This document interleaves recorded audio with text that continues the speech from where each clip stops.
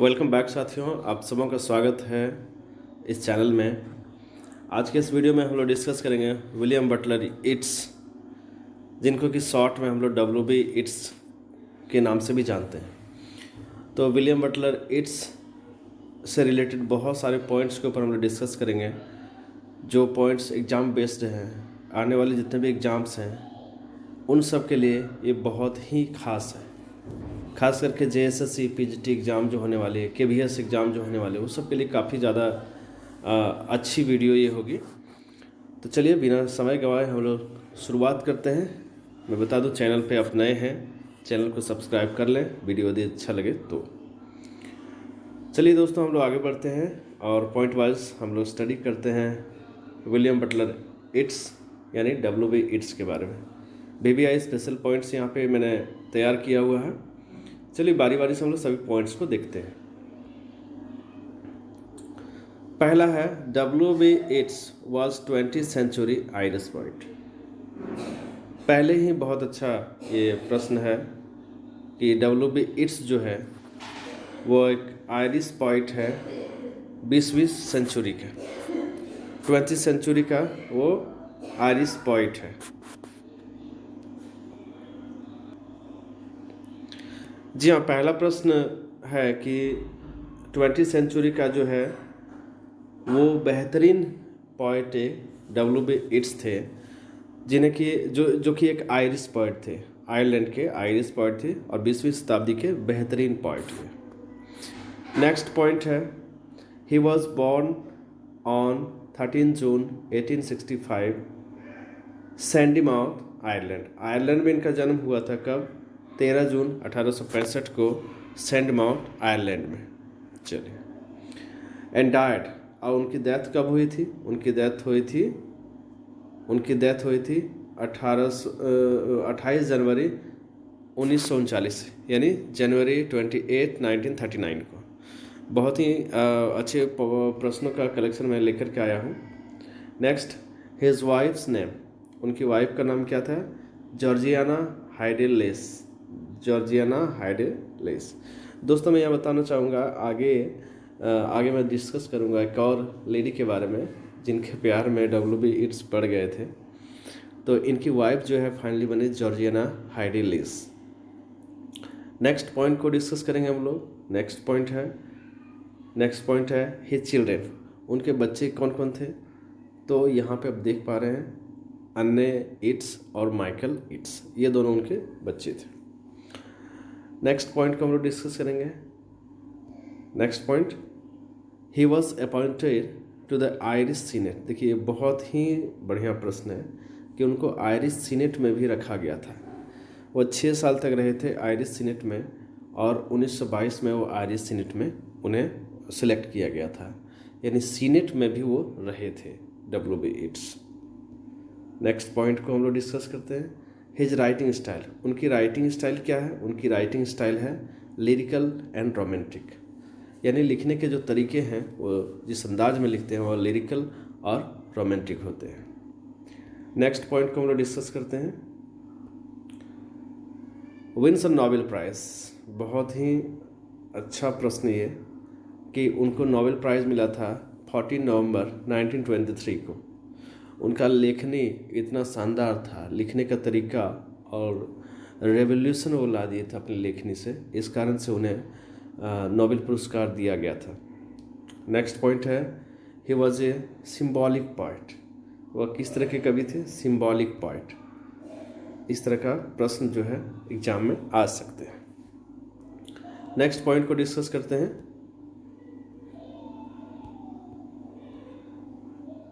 he conceptualized history as a series of interpenetrating जायरे। देखिए, मैं आगे भी डिस्कस करूँगा इस जायरे का मतलब क्या होता है। यहाँ पे देख रहे हैं, इस जायरे का क्या मतलब है, आप ध्यान में रखेंगे, आगे हम लोग डिस्कस करेंगे। इस पर एक और प्रश्न मैंने बनाया है। वैसे मैं थोड़ा समझा दूँ, जायरे का अर्थ होता है जैसे कोई ऐसे घूमते घूमते अरे वाइडनिंग होते जाए, बड़ा होते जाए, तो ये जायरे कहलाता है। लिटरेचर में इसका यूज़ हुआ था। He was the founder of अबे थिएटर। अबे थिएटर जो थे उसके फाउंडर भी W.B. Yeats थे।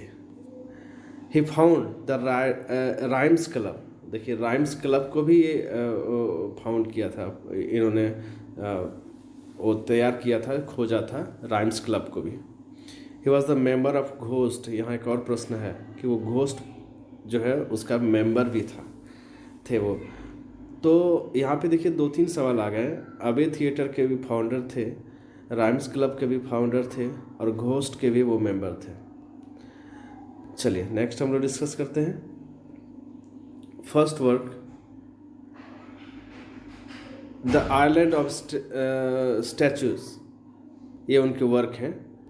नेक्स्ट हम लोग डिस्कस करते हैं यहाँ पे ही वांटेड मॉड गन, देखिए ये जो है ना बहुत भी आई है। उनकी शादी मैंने बता दिया था कि वो लीज के साथ हुआ था, लेकिन वो एक और लेडी को पसंद करते थे, वो थे मॉडगन।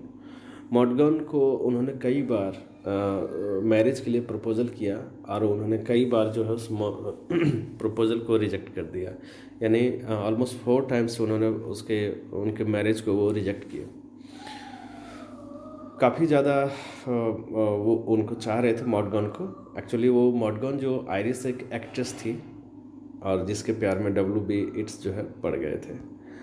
अब जो आ रहा है इसको आप ज़रूर से ज़रूर ध्यान रखेंगे, यहाँ से प्रश्न आ सकते हैं। हिज बेस्ट पोएम कौन कौन से हैं आप देख पा रहे हैं, यहाँ देखिए मैं आपको एक इसके माध्यम से आपको समझाना चाहूँगा। देखिए द सेकेंड कमिंग उनकी सबसे बेहतरीन पोएम जो 1920 में पब्लिश हुई थी।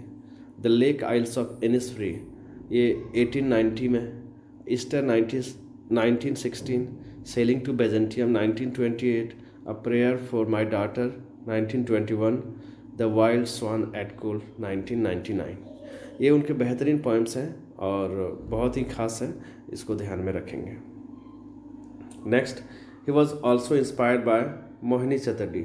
देखिए ये सवाल तो बहुत ही खास है दोस्तों, इसको ध्यान में रखेंगे। मोहिनी चटर्जी जो थी वो इंडिया की एक राइटर थी और उनसे वो काफ़ी ज़्यादा इंस्पायर हुए थे W.B. Yeats। उन्होंने हिंदुइज़्म को जाना था मोहिनी चटर्जी के ही माध्यम से, तो मोहिनी चटर्जी बहुत अच्छा एक चेहरा उनके लिए। नेक्स्ट बेजेंटियम, आप इनकी पोएम को पढ़ेंगे बेजेंटियम, तो बेजेंटियम का अर्थ आपको समझने के लिए यहाँ पे मैंने इसको तैयार किया हुआ। तो बेजेंटियम का अर्थ होता है a city of imagination. Actually Byzantium poem में बताया गया कि जगह का नाम है, लेकिन एक्चुअल में वो कोई जगह नहीं है, वो एक इमेजिनेशन है। अ सिटी ऑफ इमेजिनेशन, सिर्फ कल्पना की वो शहर है बेजेंटियम, कोई एक्चुअल में वो जगह है नहीं। नेक्स्ट पॉइंट को हम लोग डिस्कस करते हैं, the second coming. The second coming जो है वो किस तरह की पोएम है? एन एल्गोरिकल पोएम है, एल्गोरिकल पोएम है द सेकेंड कमिंग। आगे हम लोग पॉइंट को डिस्कस करते हैं।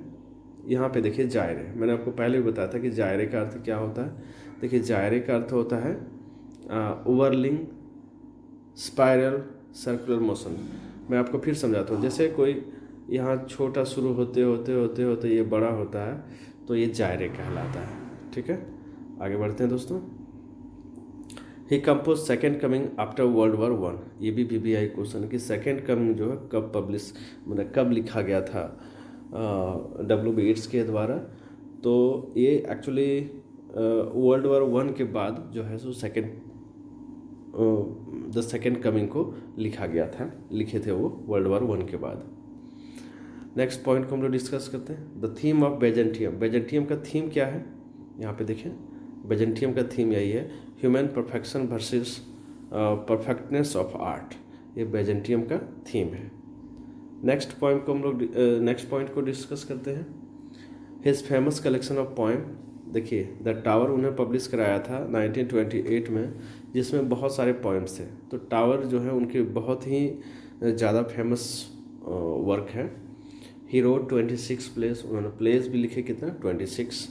नेक्स्ट पॉइंट को डिस्कस करते हैं, he began his first book when he was 17। और फर्स्ट वर्क जो है जब वो उन्होंने शुरू किया था तो उनकी उम्र कितनी थी? 17, ओनली 17 साल के थे।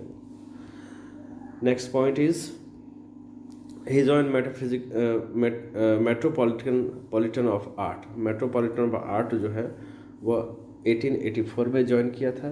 His first poem the poetry of Samuel Ferguson, उनकी जो है पहली पोएम है। अब नेक्स्ट पॉइंट को हम लोग डिस्कस करते हैं। He join theosophical society. Theosophical society को भी उन्होंने ज्वाइन किया था कब? यहाँ पे 1889 को आप देख सकते हैं। सारे पॉइंट्स को आप बिल्कुल भरोसा कर सकते हैं, मैंने वेरीफाई करके इसे कंप्लीट किया है। नेक्स्ट है he wrote the wandering of Oisin and other poems इन 1889। ये पोएम का नाम है। द सेक्रेट रोज जो है वो लिखे थे 1897 को। और यहाँ पे लास्ट वन जो है वो देख पा रहे हैं, गॉड्स एंड फाइटिंग जो है वो लिखे थे ये 1904 में। ये 1904 में।